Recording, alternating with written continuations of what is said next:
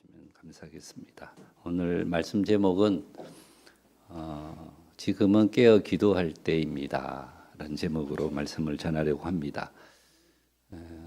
내일 모레가 6.25고요. 오늘은 6.25 기념주일로 하나님 앞에 예배를 드립니다. 요즘 남북의 관계가 많이 안 좋아지고 있습니다.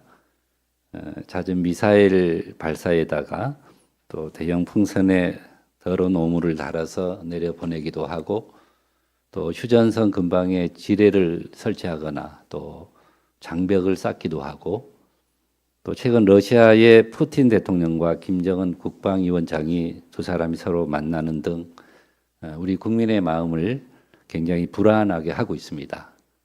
이에 지금은 우리가 깨어 기도할 때라고 생각이 됩니다. 오늘은 6.25 전쟁이 발발한 지 74주년이 되는 주일입니다. 6.25와 관련된 노래가 있죠.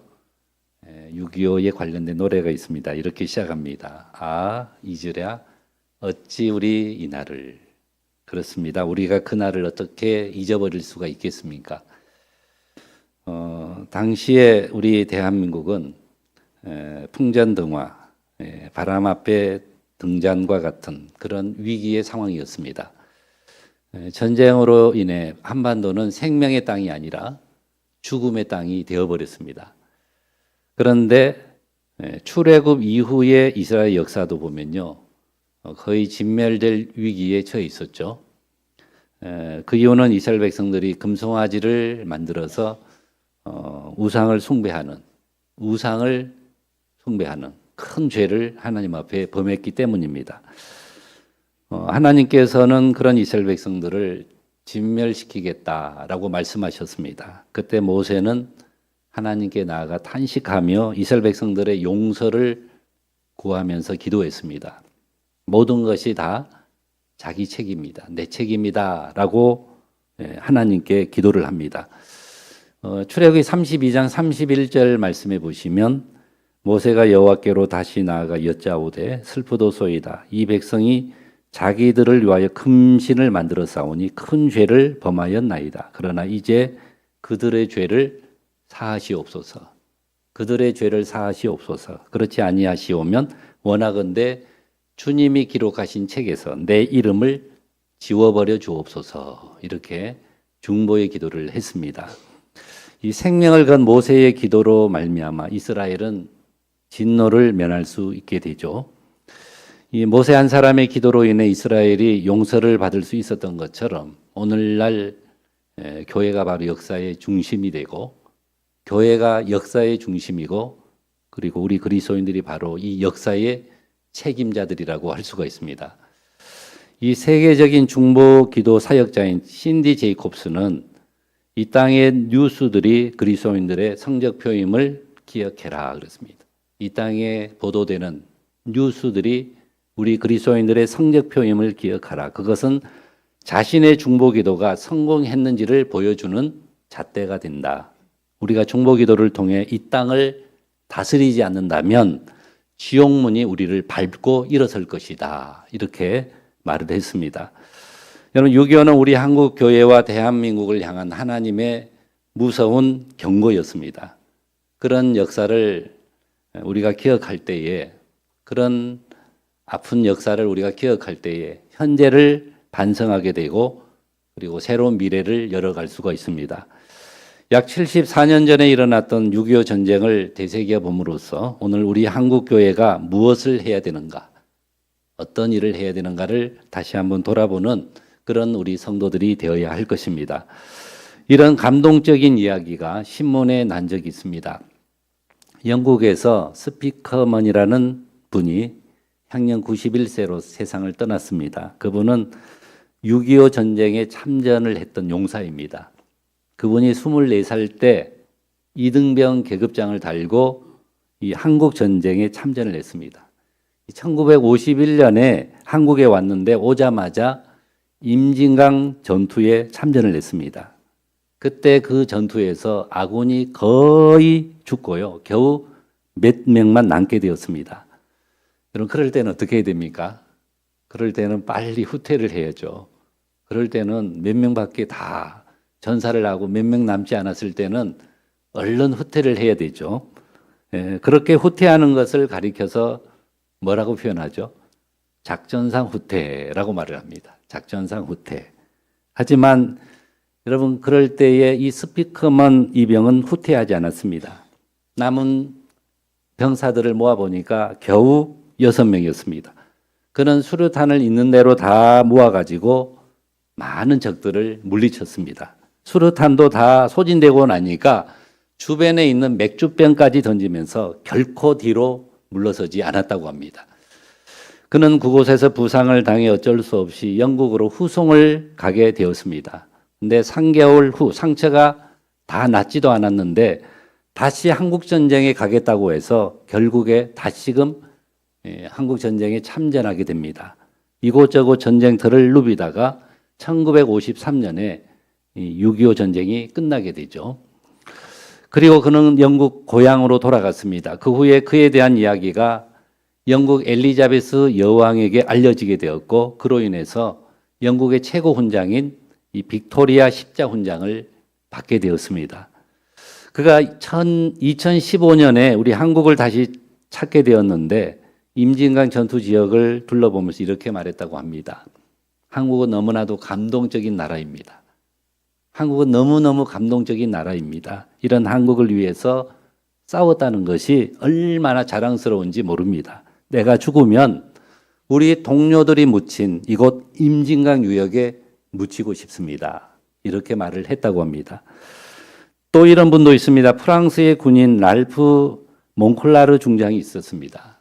몽클라르라는 중장이 있었는데 당시에 프랑스군에서는 이 장군들은 참전이 안 된다라는 규정이 있었다고 합니다.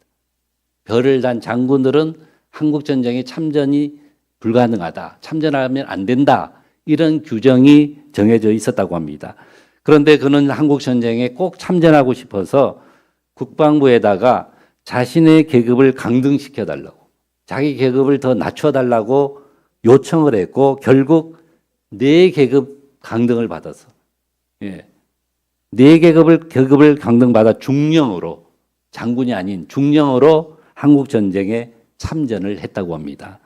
정말로 상상도 할 수 없는 일들입니다. 그런 훌륭한 분들이 있었기에 저 잔악한 공산군들의 침략을 막아낼 수가 있었던 겁니다. 그럼 신명기 32장 7절에 보시면 모세가 이렇게 노래하고 있습니다. 옛날을 기억하라. 역대의 연대를 생각하라. 내 아버지에게 물으라. 그가 내게 설명할 것이요 내 어른들에게 물으라. 그들이 내게 말하리로다 라고 했습니다. 이 말씀은 과거에 있었던 고난의 역사를 절대로 잊어버리지 말라는 거죠. 과거의 역사, 특히 고난의 역사를 절대로 잊어버리면 안 된다라고 하는 말씀이죠. 여러분 이스라엘의 역사를 한마디로 표현하면 고난의 역사입니다. 고난의 역사. 다른 이민족들의 침략과 지배를 얼마나 많이 받았는지 모릅니다. 여러분 구약 시대엔 우리가 잘 알다시피 애굽에서 430년 동안이나 지배를 받죠. 애굽의 지배를 430년 동안이나 받습니다.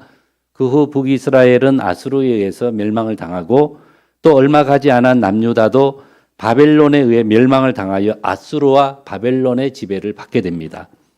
그 후에도 이스라엘은 페르시아의 지배를 받게 되고 또 히랍의 지배를 받게 됩니다. 그리고 신약 시대에 와서는 로마의 지배를 400년 동안 받죠. 로마의 지배를 400년 동안 받게 되고 그리고 비잔틴 동로마 제국의 지배를 300년 동안이나 받았습니다. 그리고 그 후에 아랍의 지배를 450년 그리고 오스만 제국의 지배를 400년 동안이나 받았습니다. 그러다가 독일 나치에 의해서 600만 명의 사람들이 희생을 당하게 됩니다. 그야말로 자유가 없이 살아온 고난의 역사라고 할 수가 있습니다. 그런데요, 우리나라도 보면 이스라엘과 거의 비슷하게 그야말로 고난의 역사죠. 우리 대한민국도 우리 한국도 고난의 역사였습니다. 수천 년 동안 저 북쪽으로는 중국이, 남쪽으로는 지금의 일본에 의해서 수많은 침략을 당하면서 살아왔습니다. 그러다가 1950년이 되던 해에 6.25라고 하는 6.25라고 하는 너무나도 끔찍한 전쟁을 겪게 됩니다.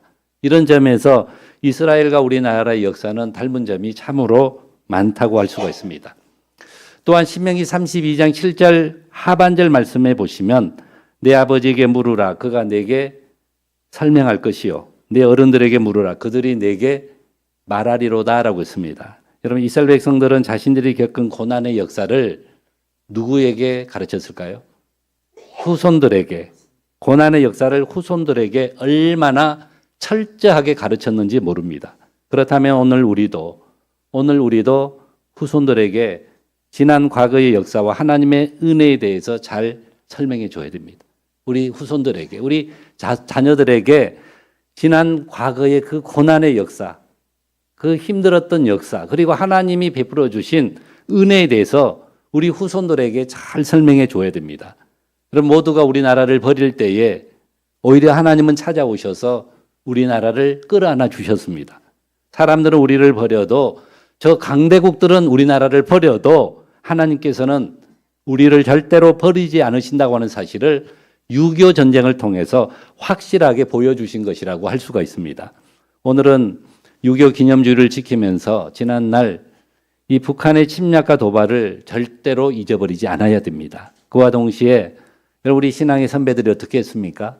신앙의 선배들이 힘들고 어려울 때에 하나님만 의지하고 오로지 하나님만 의지하고 열심히 기도했던 것처럼 우리도 그런 애국하는 신앙을 가지고 살아가야 할 것입니다. 왜 그렇습니까? 바로 나라의 흥망성쇠가 하나님의 손에 달려 있기 때문입니다.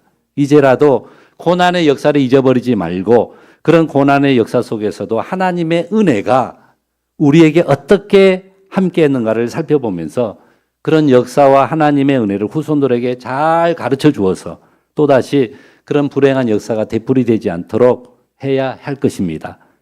그런 우리 민족에게 하나님께서 평화 통일을 허락해 주실 줄로 믿습니다. 여러분 1950년 북한이 6월 25일 새벽 4시경에 기습적인 남침을 강행해서 6.25 사변을 일으켰죠. 우리는 분명하게 기억해야 합니다. 여러분 6.25 사변은 북한에 의한 남침이었습니다. 아무런 선전포고도 없이 북한이 일으킨 전쟁이고 사변이었습니다. 그리고 그 중심에 누가 있어요? 그 중심에 소위 백투혈통이라는 전 세계 유일무이한 독재자 가문이 지금까지도 북한 땅을 지배하고 있습니다. 오늘 본문의 말씀이 6.25 전쟁이 발발한 지 74주년을 맞이하는 우리들에게 하나님께서 들려주시는 교훈의 말씀입니다. 먼저는 우리가 항상 깨어 있어야 된다. 우리가 항상 깨어 있어야 합니다. 지금은 우리가 근신해야 할 때입니다. 여기서 근신이라고 하는 말은 금욕과 겸손과 절제로 자기를 조절한다라는 뜻입니다. 여러분 이 말은 베드로 사도가 즐겨 사용했던 단어죠. 근신하라. 베드로 사도가 즐겨 사용했던 단어이기도 합니다. 우리가 베드로전서 1장 13절 말씀에 보시면 그러므로 너희 마음의 허리를 동이고 근신하여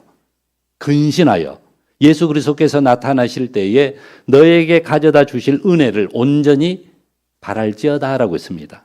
또 베드로전서 4장 7절에도 보시면 만물의 마지막이 가까웠으니 그러므로 너희는 정신을 차리고 근신하여 기도하라라고 했습니다.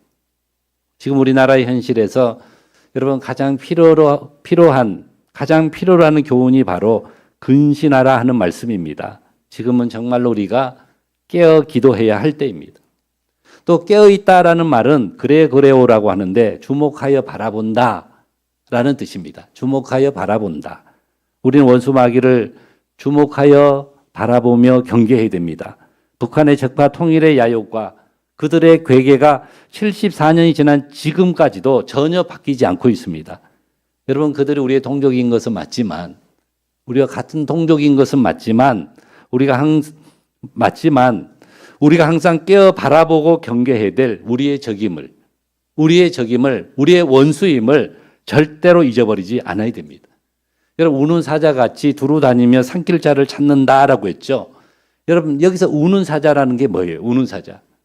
우는 사자는 포악하고 잔인하다는 뜻입니다. 포악하고 잔인하다는 뜻이죠. 게다가 굶주리면 어때요? 굶주리면 그 굶주린 사자는요 더 사납고 무섭습니다. 지금 북한이 마치 우는 사자와 똑같습니다. 결코 대화의 상대가 될 수가 없습니다. 언제 어떻게 날카로운 발톱을 드러내면서 우리에게 덤벼들지 모릅니다. 지난 74년 동안 이런 북한을 보십시오.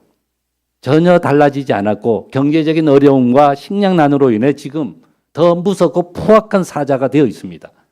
북한이 그렇게 된 데에는 다 이유가 있습니다. 그들의 현실이 지금 너무나도 어렵다는 거죠. 그들의 상황이 너무나도 어렵습니다. 그야말로 최악의 상황에 이르렀다고 봐야 할 것입니다. 그러면 사기꾼이나 거짓말쟁이도 화를 내는 데에는 다 이유가 있습니다. 그 이유를 우리가 잘 알아야 됩니다.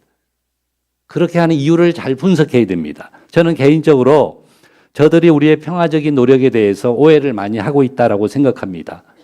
그러면 우리가 어떤 오해의 빌미를 제공했는가를 잘 생각해 보고 왜 저들이 그런 오해를 하게 되었나? 우리가 왜 어떤 오해의 빌미를 제공했는지를 잘 생각해 보고 모든 국민이 함께 해결해 갈 수 있도록 모든 국민이 한마음이 되어서 같이 해결해 갈 수 있도록 정부는요, 현 상황 앞에서 국민을 속이지 말고 정직해져야 됩니다. 여러분, 이 독재자나 폭군이 이해하는 자기 편은 누굴까요?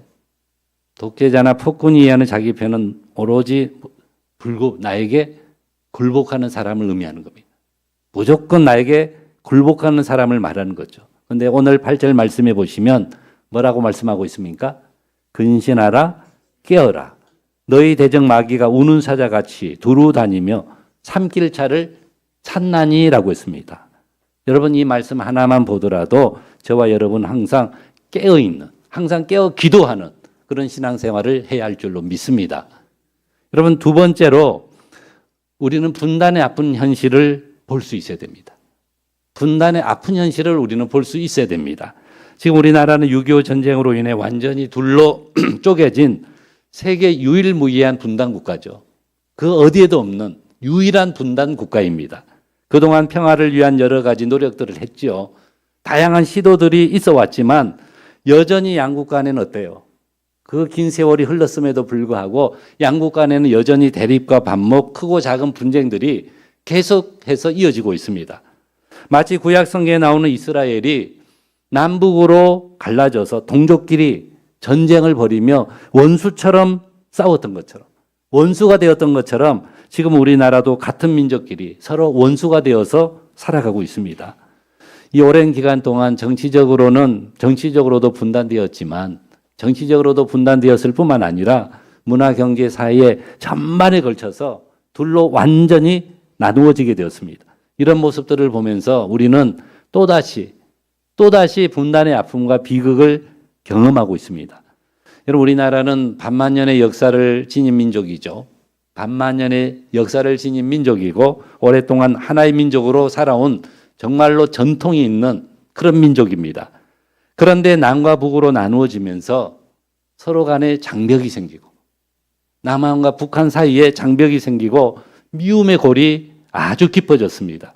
정치나 경제나 지리적으로만 둘로 갈라진 것이 아니라 서로의 감정이나 마음까지도 나누어져 버렸습니다. 배움을 시작하는 아이들에게 그릇된 사상을 가르치고 미움을 먼저 가르쳐 왔습니다. 이런 분단의 아픈 상황을 우리는 어떻게 치유해야 될 것인가? 이런 안타까운 상황을 어떻게 치유할 것인가가 오늘 우리에게 주어진 중요한 과제입니다. 우리는 여러분 통일을 말하기 전에 먼저 서로 하나됨을 위한 준비와 연구가 이루어져야 되고 더 나아가 모든 국민들이 희생할 각오를 해야 된다는 겁니다. 희생에 대한 각오가 먼저 되어야 된다는 거죠. 그렇지 않고 서로 평화만 앞세우는 대화와 타협을 강조하다 보니까 오히려 갈등과 분열의 골만 깊어지고 말았습니다. 더 무서운 것은요, 지금 우리 안에 사상적인 분단이 들어있다는 사실이죠. 우리 남한은 자유민주주의 이념을 가지고 있고 북한은 공산사회주의 이념을 가지고 있습니다. 남과 북이 이런 이념과 사상의 대립으로 말미암아 서로를 어떻게 대하고 있습니까? 서로를 마치 원수처럼 대하고 있습니다. 이런 이념과 사상은요, 언제든지 바뀔 수 있는 거죠. 얼마든지 변할 수 있고 우리가 거기에 목숨을 걸어야 할 만큼 중요한 것도 아니라고 하는 사실입니다. 그런 이념과 사상을 절대화하고 나하고 다르면 무조건 적으로 간주하는 사람들 때문에 분단의 벽이 좀처럼 무너지지 않고 있습니다. 그런 이념과 사상이 이제는 사탄의 견고한 진이 되어서 여러분 신앙은 물론이고 교회와 사회를 무너뜨리려고 합니다. 여러분 차별금지라는 명목과 인권이라는 명목으로 멀쩡한 나라를 어떻게 하고 있어요? 둘로 쪼개려고 하고요. 동성애와 동성혼의 합법화를 주장하면서 지금 우리 사회가 급속도로 분열이 되고 있습니다. 여러분 더 무서운 게 뭔지 아십니까? 더 무서운 것은 신앙의 분열에 있습니다. 신앙적인 분열에 있죠. 우리가 에베소서 6장 11절 12절에 보시면 마귀의 관계를 능히 대적하기 위하여 하나님의 전신갑주를 입으라. 우리의 씨름은 혈과 육을 상대하는 것이 아니요 통치자들과 권세자들과 이 어둠의 세상 주관자들과 하늘에 있는 악의 영들을 상대함이라라고 했습니다. 여러분 교회 안의 신앙적인 갈등들이 심각해지고 있는 것이 더 큰 문제라는 거죠. 그러므로 우리는 서로 다투거나 싸우지 말고 그 배후에서 분단을 조장하고 있는 사탄의 세력을 물리칠 수 있도록 항상 깨어서 기도하는 그런 저와 여러분들이 되시기를 바랍니다. 세 번째로 형제들의 아픔을 돌아볼 수 있어야 됩니다. 형제들의 아픔을 돌아볼 수 있어야 됩니다. 오늘 본문 9절에 한번 보십시오. 9절에 뭐라고 했습니까? 너희는 믿음을 굳건하게 하여 그를 대적하라. 이는 세상에 있는 너희 형제들도 동일한 고난을 당하는 줄을 알미라. 그랬죠. 여러분 우리에게 같은 동족으로서 한 민족으로서 함께 현실적인 어려움을 극복하려고 하는 노력들이 있어야 됩니다. 지금 북한의 가장 어려운 현실의 문제는 식량 부족으로 인한 굶주림의 문제 그리고 심각한 인권의 문제라고 저는 생각합니다. 그런데 북한의 지도자들은 어떻게 합니까?